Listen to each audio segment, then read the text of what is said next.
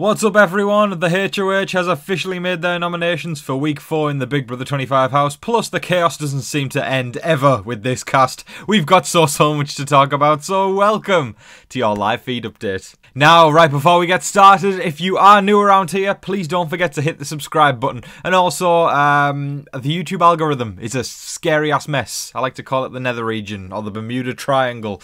So help me backdoor the YouTube algorithm by hitting the like button. It would mean the world to me if y'all could do that. And also, like I said, hit the subscribe button and the bell icon if you want to be notified every single time a brand new upload goes live.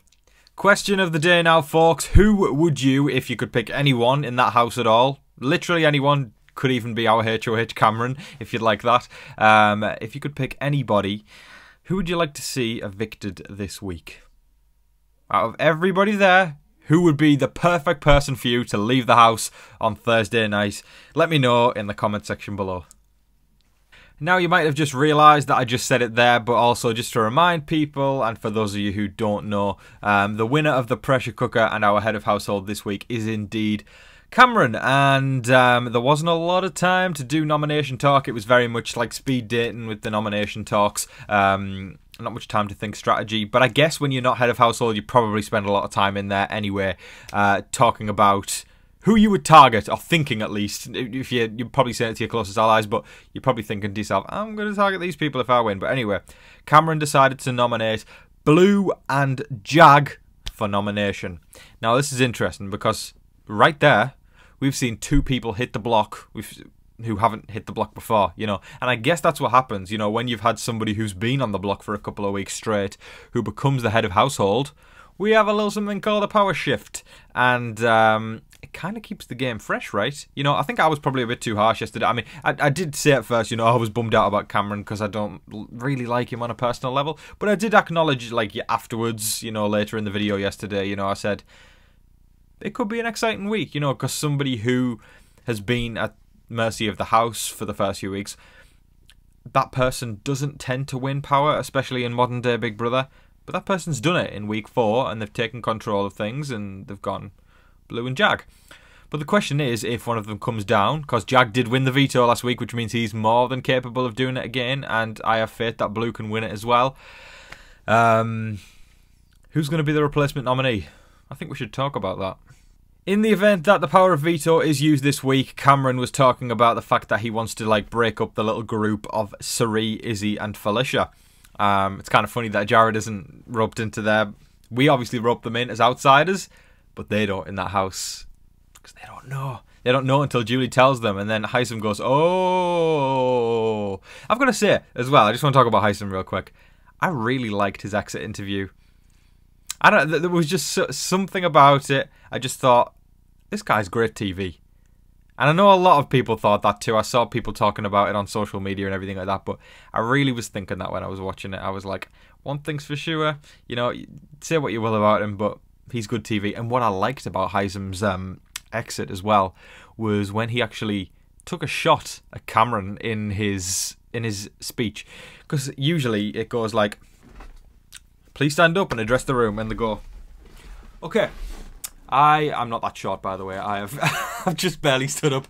I would like to address the room by saying, it's been great. I've loved getting to know you all. Please let me stay and make more memories with you all. It's been a wonderful week so far. I'm not going to forget the 2-day relationship that we've had. Oh my God, I'm going to miss you all so much. Make sure that you all come to Thanksgiving dinner because you're all the best people that I've ever met in my entire life. I don't even care about my family or friends anymore because you guys, you are the ones that matter. Did my chair just go down there? You are the ones that matter.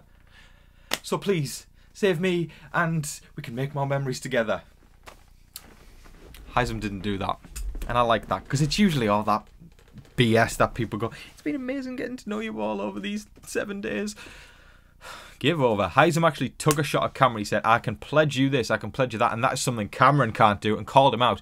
Last time I remember something like that, off the top of my head at least, Cory in BB22, when that awful, boring steamroll of a season didn't ever shake anything up. I don't know what the people in Cody's alliance were expecting other than Cody to win the game.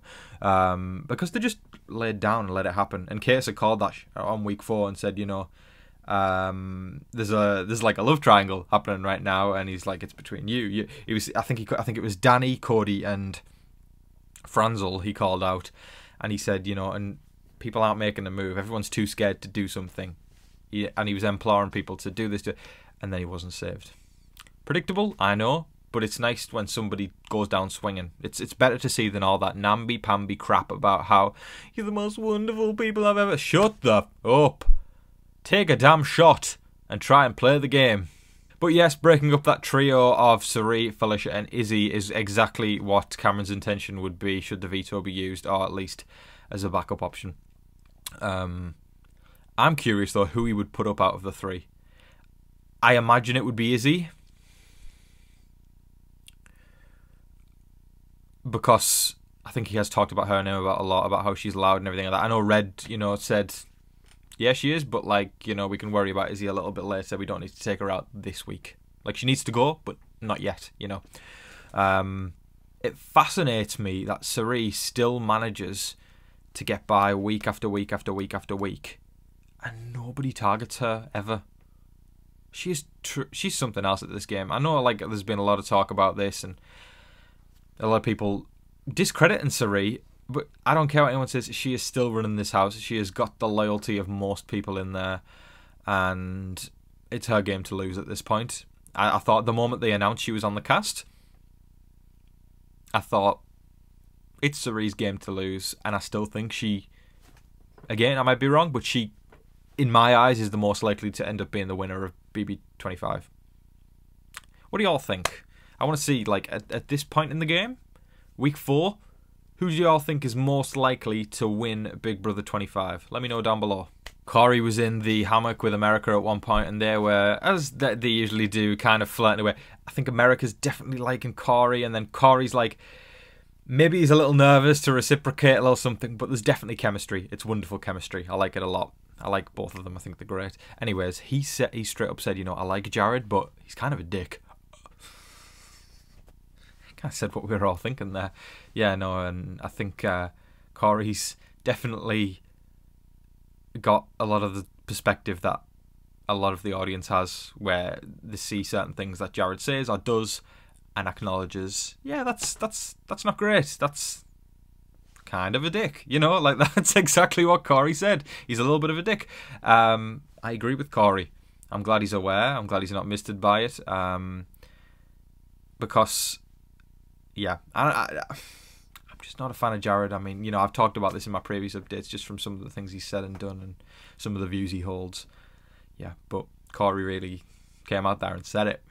So it's not just people on the outside who are thinking that. It appears people on the inside are thinking that too.